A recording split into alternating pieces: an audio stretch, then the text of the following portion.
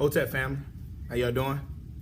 Welcome to, technically it'd be the second episode of me going into the HUSIA, selections from the HUSIA, Sacred Wisdoms of Ancient Kemet, also known as Ancient Egypt, the Ancient Kemet, selected and retranslated by Malnourish. I attempted to do this about four to 5 years back, and I just wanted to really break down some of the teachings of our ancestors, the sacred wisdoms that was left to us, and I dedicated to my brother, who is now home and with me, and it let me know while there's a lot of power behind what we speak about. And later on in the series, I'll go back to that specific passage in the HUSIA that I just kind of read. I didn't go into breaking it down, and I remember the first time I did it, it was suggested for me to kind of break it down and bring it up to speed. With that being said, I just want a few minutes of your time, and I'll try to be as consistent and as frequent with these videos as I can. So like I said, make sure you have the notifications hit like if you enjoyed the video. If you didn't enjoy the video, you know, put the thumbs down. I'm cool with that. Also, leave comments in the comment section.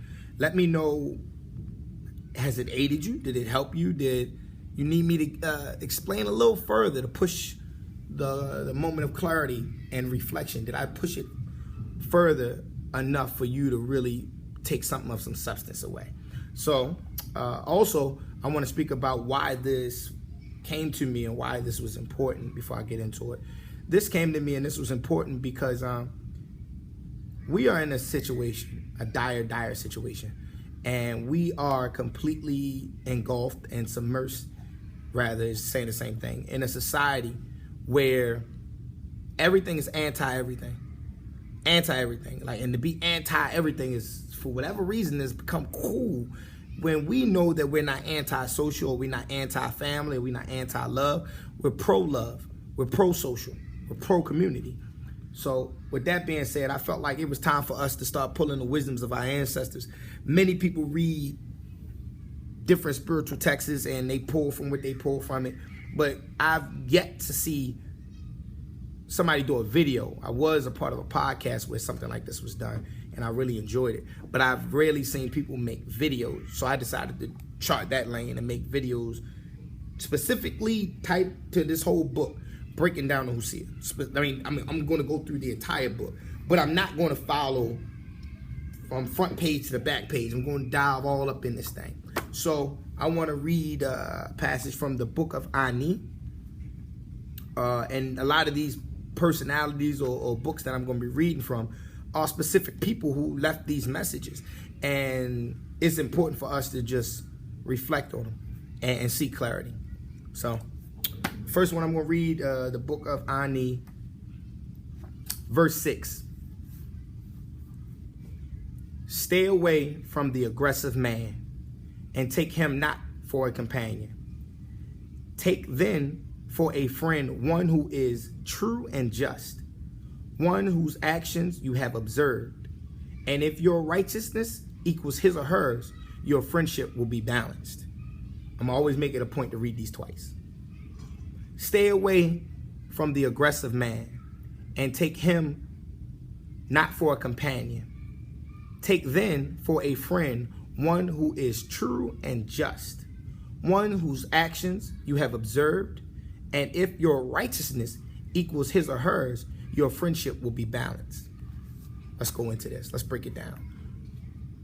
As a reflection, and this applies to men and women. A lot of times in the passage, you'll hear me read man or you'll hear me say woman, but it is very reciprocal to both parties.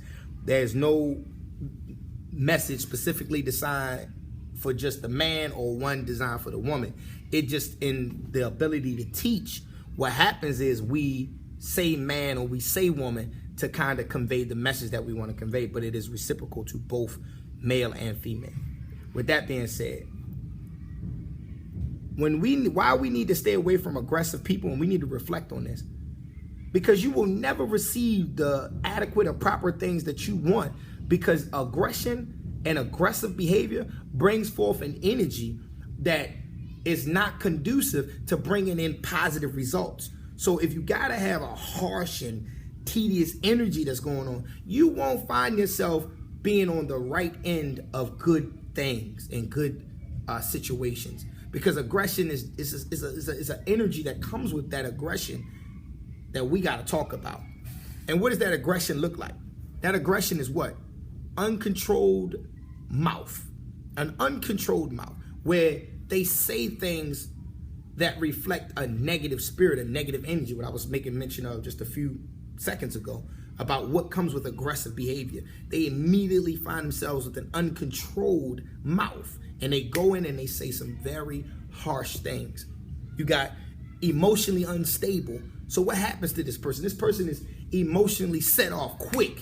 You know what I mean? You can't even mention, you got to dance around, because emotionally they off.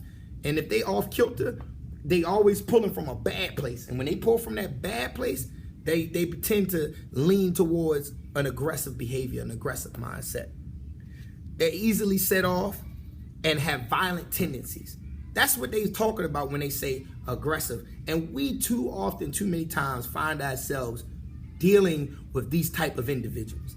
And when we deal with these type of individuals, we get upset and we get angered by the situations we find ourselves in. So our ancestors told us, you know what I mean, stay away from aggressive man and woman. Stay away from them as much as possible, because you're not going to get any positive results from it. And that's the teachings 10,000 years ago, if not older. They understood that back then, yet we continue to trip up and make the same mistakes today. It says, take them not as a companion. We know what a companion is, so let's use it in our terminology. Your homeboy, your homegirl, your girlfriend, your mans and them, your ally, whatever you want to take. You don't want these type of people having those definitions attached to you, because they're not companions. It also says what? Then take a friend, one who is true. When we talking about true, we talking about authentic. We talking about genuine. That's what we saying when we saying true. It says, and just. Just is simple, fair, and honest. We have been in a society that tell us stray away from them kind of people, because they're not going to tell us, you know, to whisper the sweet nothings in our ear and feed and fester an ego that is out of control, that is tied to a hellish, aggressive behavior. So we don't want those kind of friends, because when they're going to tell you when you're right, and they're going to tell you when you're wrong. As Mama Ife breaks down in her book, Wake Up, Rise Up, Sisters. It also states here, it says, ones whose actions you have observed. Make sure you walk a duration of time. We seem to make quick relationships, and then we fall out even quicker because we don't walk time with people. Put in some time with a person so you can know their heart, so you can know their actions. We seem to, really quickly befriend individuals, and then we wonder why, we don't know their last name. And I know people that like dab people up and see people, and we used to make this mistake in high school. We say, that's my man. And somebody say, well, what's their name? You be like, oh, man, I don't even know. Because you ain't talk with him. You ain't even built enough time. Then you go to school with him for about, give or take 3 years, and all of a sudden you learn their name when y'all in the same class. And now you know that person. So we are too quick to make a friendship and not even take the time to observe that individual. So stop claiming somebody as your friend, your ally, or your buddy, or whatever, if you haven't taken a moment of time to observe them. It says, and this is the most important piece to me, and I'm gonna close out. And if you are righteous, and if your righteousness rather equals his or hers, your friendship will be balanced. Too often we've made friends with individuals who seem to match our decadness behavior, our behavior that is unbecoming, our behavior that is aggressive, our behavior that represents the most unethical and immoral parts of us we seem to find friendship with. Make sure that the person that you find friendship with, you match their righteousness, their fairness, their balancedness. Make sure that y'all become friends based on that. You know what I mean? So then you can find yourselves being what a friend really is, what a companion really is, what an ally really is. These are the teachings of our ancestors. Marinate on them, reflect on them, and move every day to endeavor daily to balance your scales. Hotep.